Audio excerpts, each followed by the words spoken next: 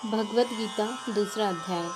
संजय बोले कि पूर्वोक्त प्रकार से करुणा करके व्याप्त और आंसुओं से पूर्ण तथा व्याकुल नेत्रों वाले शोक युक्त उस अर्जुन के प्रति भगवान मधुसूदन ने यह वचन कहा। हे अर्जुन, तुमको इस विषम स्थल में यह अज्ञान किस हेतु से प्राप्त हुआ है? क्योंकि यह न तो श्रेष्ठ पुरुषों से आचरण किया गया है, न स्वर्ग को देने वाला है, न कीर्ति को करने वाला है। इसीलिए हे अर्जुन, नपुंसकता को मत प्राप्त हो, यह तेरे योग्य नहीं है। हे परंतप, तुच्छ हृदय की दुर्बलता को त्याग कर युद्ध के लिए खड़ा हो। तब अर्जुन बोले कि हे मधुसूदन, मैं रणभूमि में भीष्म पितामह और द्रोणाचार्य के प्रति किस प्रकार बाणों से युद्ध करूँगा, क्योंकि हे अरिसुदन, वे दोनों ही पूजनीय हैं। इसीलिए इन महानुभाव गुरुजनों को न मारकर इस लोक में भिक्षा का अन्न भी भोगना कल्याणकारक समझता हूँ, क्योंकि गुरुजनों को मारकर भी इस लोक में रुधिर से सने हुए अर्थ और काम रूप भोगों को ही तो भोगूंगा। और हम लोग यह भी नहीं जानते कि हमारे लिए क्या करना श्रेष्ठ है, अथवा यह भी नहीं जानते कि हम जीतेंगे या हमको वे जीतेंगे। और जिनको मारकर हम जीना भी नहीं चाहते, वे ही धृतराष्ट्र के पुत्र हमारे सामने खड़े हैं।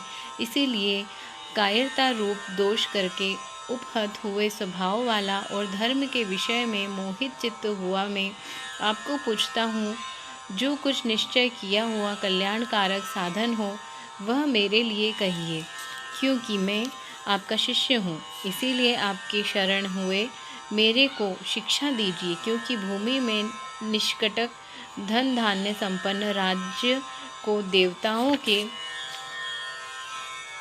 स्वामित्व को प्राप्त होकर भी मैं उस उपाय को नहीं देखता हूँ जो कि मेरी इंद्रियों के सुखाने वाले शोक को दूर कर सकते हैं। संजय बोले, हे राजन, निंद्रा को जीतने वाले अर्जुन अंतर्यामी श्री कृष्ण महाराज के प्रति इस प्रकार कहकर फिर श्री गोविंद भगवान से युद्ध नहीं करूँगा, ऐसे स्पष्ट कहकर चुप हो गए। उसके उपरांत हे भरतवंशी धृतराष्ट्र, अंतर्यामी श्री कृष्ण महाराज ने दोनों सेनाओं के बीच में उस शोक युक्त अर्जुन को हंसते हुए से यह वचन कहे, हे अर्जुन, तू न शोक करने योग्य के लिए शोक करता है और न पंडितों के से वचन को कहता है, परंतु पंडित जन जिनके प्राण चले गए हैं उनके लिए और जिनके प्राण नहीं गए हैं उनके लिए भी शोक नहीं करते हैं, क्योंकि आत्मा नित्य है। इसीलिए शोक करना अयुक्त है। वास्तव में न तो ऐसा ही है कि मैं किसी काल में नहीं था, अथवा तू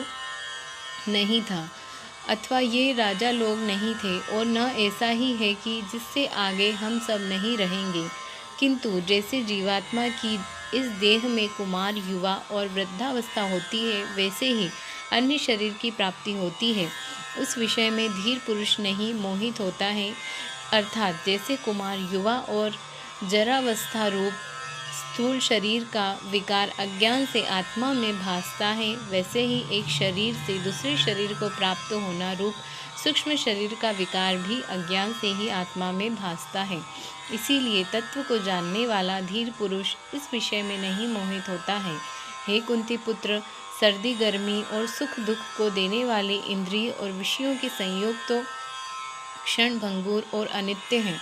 इसीलिए हे भरतवंशी अर्जुन, उनको तो सहन कर, क्योंकि हे पुरुष श्रेष्ठ, दुख सुख को समान समझने वाले जिस धीर पुरुष को ये इंद्रियों के विषय व्याकुल नहीं कर सकते, वह मोक्ष के योग्य होता है। और हे अर्जुन, असत वस्तु का अस्तित्व नहीं है और सत का अभाव नहीं है। इस प्रकार इन दोनों का ही तत्वज्ञानी पुरुषों द्वारा देखा गया है। इस न्याय के अनुसार नाश रहित तो उसको जान कि जिसमें यह संपूर्ण जगत व्याप्त है, क्योंकि इस अविनाशी का विनाश करने को कोई भी समर्थ नहीं है। और इस नाश रहित अप्रमेय नित्य स्वरूप जीवात्मा के ये सब शरीर नाशवान कहे गए हैं। इसीलिए हे भरतवंशी अर्जुन, तू युद्ध कर। जो इस आत्मा को मानने वाला समझता है तथा जो इसको मरा हुआ मानता है, वे दोनों ही नहीं जानते हैं, क्योंकि यह आत्मा न मरता है और न मारा जाता है। यह आत्मा किसी काल में भी न जन्मता है और न मरता है, अथवा न यह आत्मा को करके फिर होने वाला है, क्योंकि यह अजन्मा, अनित्य, शाश्वत और पुरातन है। शरीर के नाश होने पर भी यह नाश नहीं होता है। हे प्रथापुत्र अर्जुन, जो पुरुष इस आत्मा को नाश रहित, नित्य, अजन्मा और अव्यय जानता है, वह पुरुष कैसे किसको मरवाता है और कैसे किसको मारता है। और यदि तू कहे कि मैं तो शरीर के वियोग का शोक करता हूँ, तो यह भी उचित नहीं है, क्योंकि जैसे मनुष्य पुराने वस्त्रों को त्याग कर दूसरे नए वस्त्रों को ग्रहण करता है, वैसे ही जीवात्मा पुराने शरीर को त्याग कर दूसरे नए शरीर को प्राप्त होता है। हे अर्जुन, इस आत्मा को शस्त्र आदि नहीं काट सकते हैं और इसको आग नहीं जला सकती है और इसको जल गीला नहीं कर सकते हैं और वायु नहीं सुखा सकता है, क्योंकि यह आत्मा अच्छेद्य है। यह आत्मा अदाह्य, अकेद्य और शोष्य है तथा यह आत्मा निसंदेह, नित्य, सर्वव्यापक, अचल, स्थिर रहने वाला और सनातन है।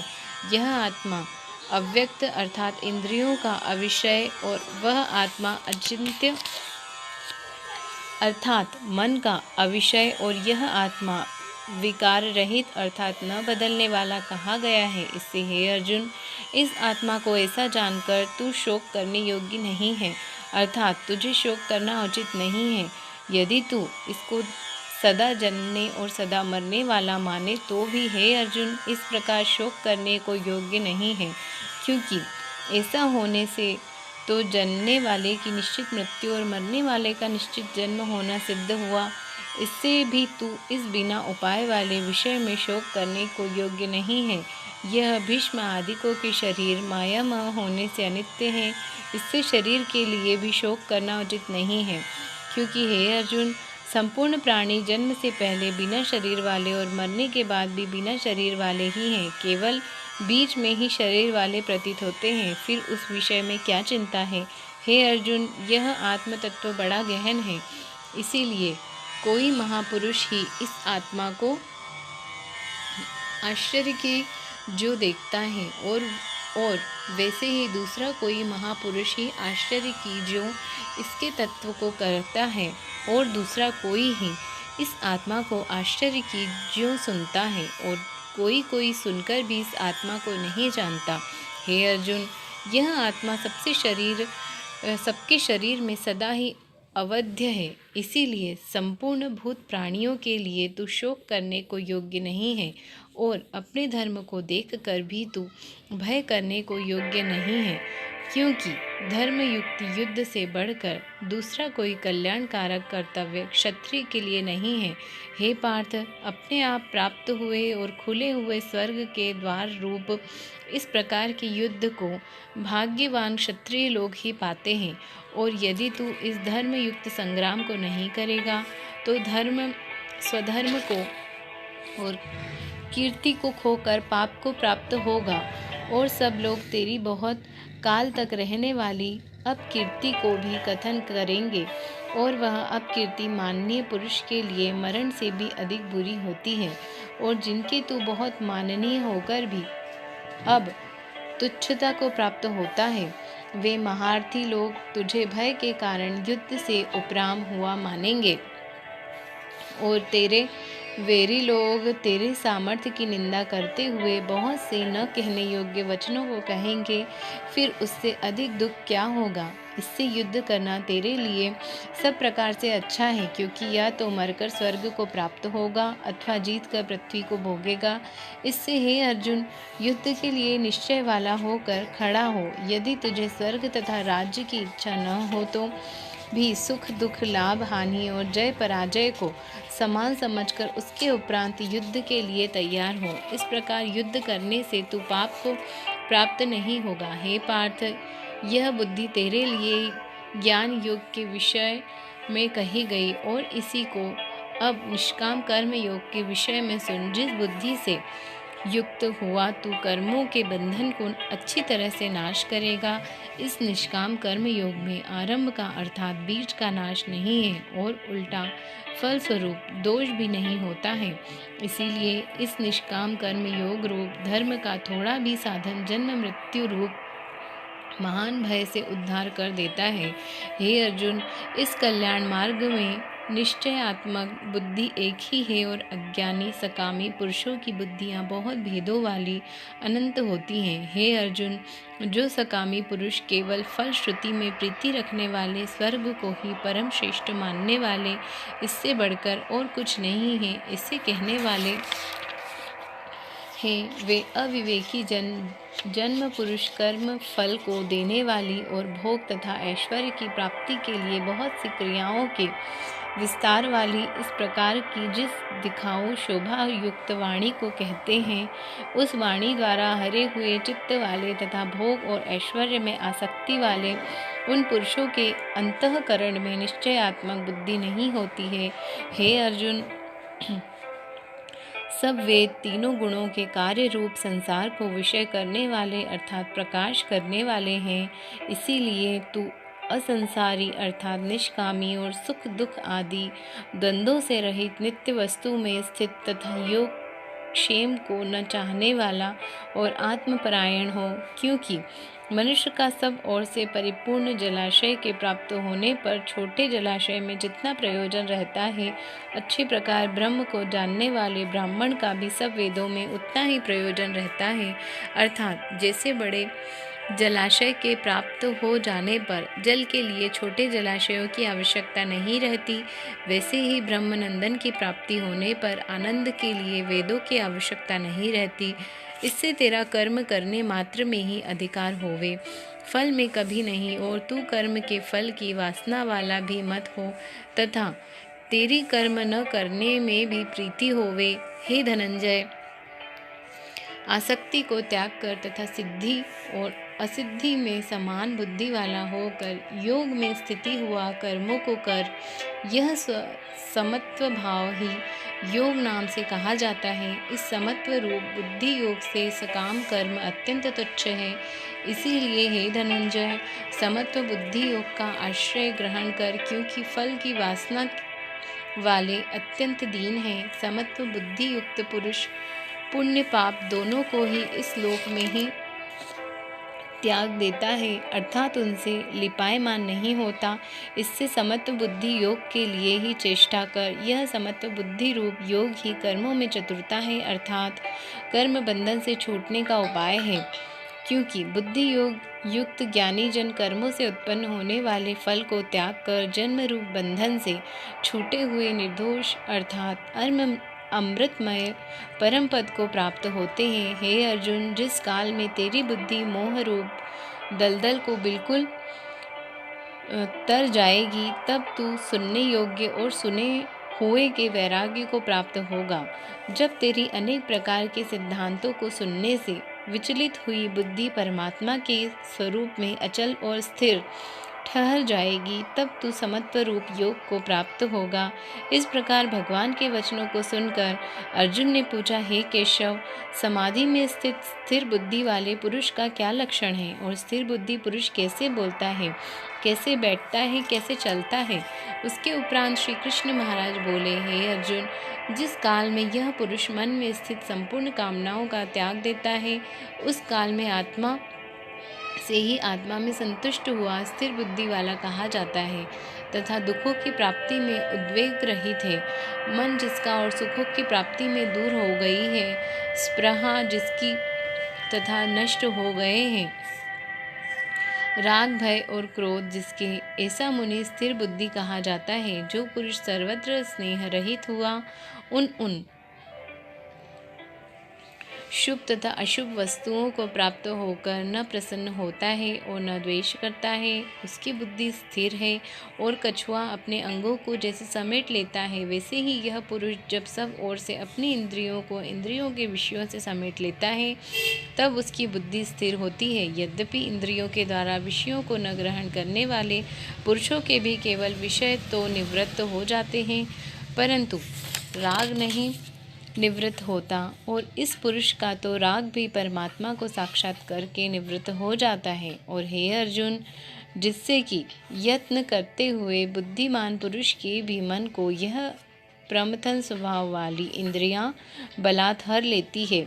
इसीलिए मनुष्य को चाहिए कि उन संपूर्ण इंद्रियों को वश में करके समाहित चित्त हुआ मेरे परायण स्थित होते, क्योंकि जिस पुरुष की इंद्रियां वश में होती हैं उसकी ही बुद्धि स्थिर होती है।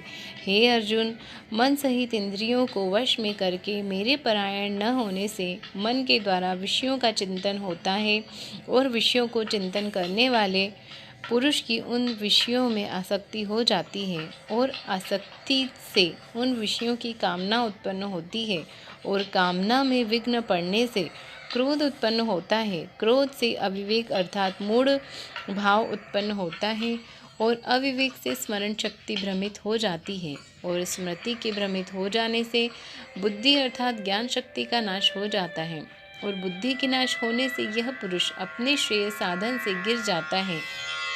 परंतु स्वाधीन अंतःकरण वाला पुरुष राग द्वेष से रहित अपने वश में की हुई इंद्रियों द्वारा विषयों को भोगता हुआ अंतःकरण की प्रसन्नता अर्थात स्वच्छता को प्राप्त होता है। उस निर्मलता के होने पर उसके संपूर्ण दुखों का अभाव हो जाता है और उस प्रसन्न चित्त वाले पुरुष की बुद्धि शीघ्र ही अच्छे प्रकार स्थिर हो जाती है। हे अर्जुन, साधन रहित पुरुष के अंतःकरण में श्रेष्ठ बुद्धि नहीं होती है और उस अयुक्त के अंतःकरण में आसक्ति भाव भी नहीं होता है और बिना आसक्ति भाव वाले पुरुष को शांति भी नहीं होती है। फिर शांति रहित पुरुष को सुख कैसे हो सकता है? क्योंकि जल में वायु नाव को जैसे हर लेता है वैसे ही विषयों में विचरती हुई इंद्रियों के बीच में जिस इंद्रिय के साथ मन रहता है वह एक ही इंद्रिय इस अयुक्त पुरुष की बुद्धि को हरण कर लेती है। इससे हे महाबाहो, जिस पुरुष की इंद्रियां सब प्रकार इंद्रियों के विषयों से वश में की हुई होती है उसकी बुद्धि स्थिर होती है। और हे अर्जुन, संपूर्ण भूत प्राणियों के लिए जो रात्रि है उस नित्य शुद्ध बोध स्वरूप परमानंद में भगवान को प्राप्त हुआ योगी पुरुष जागता है और जिस नाशवान क्षण भंगुर सांसारिक सुख में जब भूत प्राणी जागते हैं, तत्व को जानने वाला मुनि के लिए वह रात्रि है। जैसे सब ओर से परिपूर्ण अचल प्रतिष्ठा वाले समुद्र के प्रति नाना नदियों के जल उसको चलायमान न करते हुए ही समा जाते हैं, वैसे ही जिस स्थिर बुद्धि पुरुष के प्रति संपूर्ण भोग किसी प्रकार का विकार उत्पन्न किए बिना ही समा जाते हैं, वह पुरुष परम शांति को प्राप्त होता है, न कि भोगों को चाहने वाला। क्योंकि जो पुरुष संपूर्ण कामनाओं को त्याग कर ममता रहित और अहंकार रहित प्रहार रहित हुआ बरबरता है वह शांति को प्राप्त होता है। हे अर्जुन, यह ब्रह्म को प्राप्त हुए पुरुष की स्थिति है। इसको प्राप्त होकर योगी कभी मोहित नहीं होता और अंतकाल में भी इस निष्ठा में स्थित होकर ब्रह्मानंद को प्राप्त हो जाता है।